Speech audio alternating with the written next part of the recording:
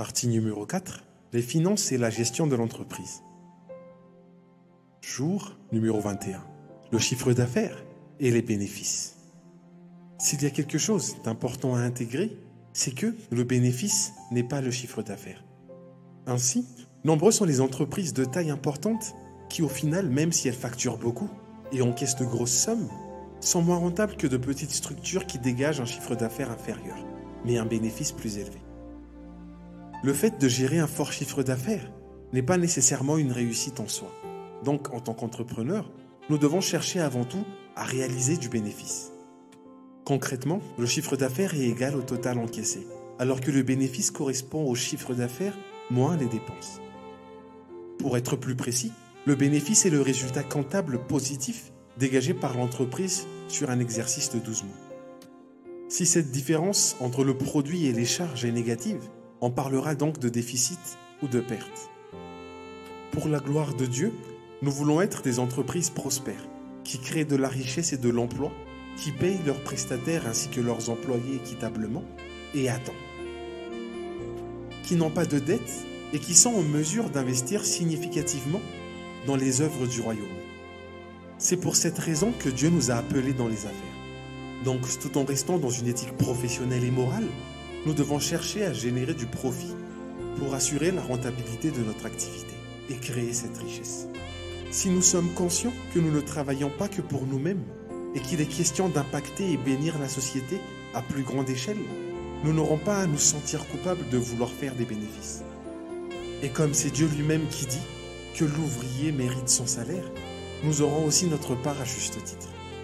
Prenons le temps aujourd'hui de prier pour notre chiffre d'affaires et considérer les options qui s'offrent à nous pour augmenter notre bénéfice net et bénir encore plus largement. Prions ensemble. Père éternel, tu es celui qui détient toutes les richesses. L'or et l'argent t'appartiennent et tu m'as donné, sur la terre, le pouvoir de créer de la richesse. Je te remercie pour le chiffre d'affaires qui a pu être réalisé jusqu'à présent. Et je te bénis car je sais que tu veux plus pour l'entreprise. Je te demande pardon pour tous les impairs de gestion que j'ai pu commettre et qui ont impacté négativement les bénéfices. Pardonne-moi également pour toutes les fois où je n'ai été motivé que par le gain, en oubliant le bien que tu m'as appelé à faire, au travers de cette activité. En ce jour, je viens devant ton trône pour te présenter les chiffres d'affaires et le profit de l'entreprise.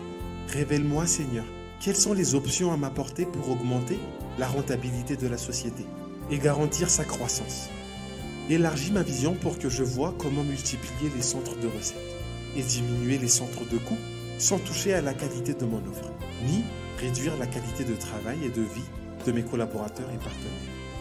Je prie pour que ta grâce vienne toucher et multiplier mes finances et que tu me permettes de générer les fonds nécessaires pour respecter toutes mes obligations financières de sorte que l'entreprise ne soit débitrice de personne.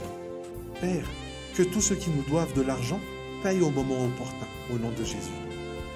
Je te présente tous mes débiteurs et je les bénis au nom de Jésus.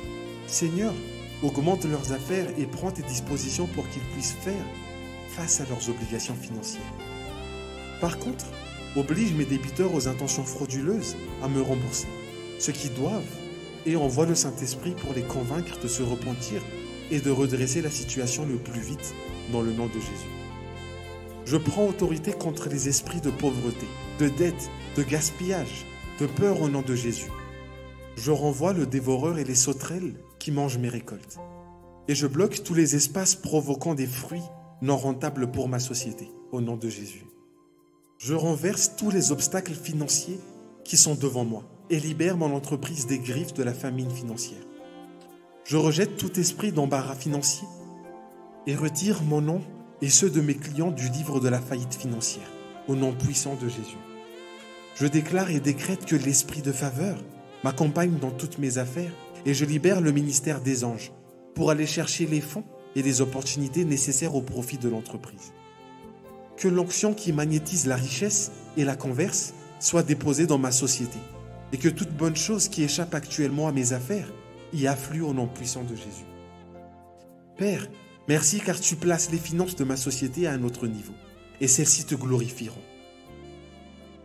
Et alors que tu bénis financièrement la société, j'investirai pour bénir les œuvres de ton royaume et enrichir les autres, me souvenant qu'il y a plus de joie à donner qu'à recevoir.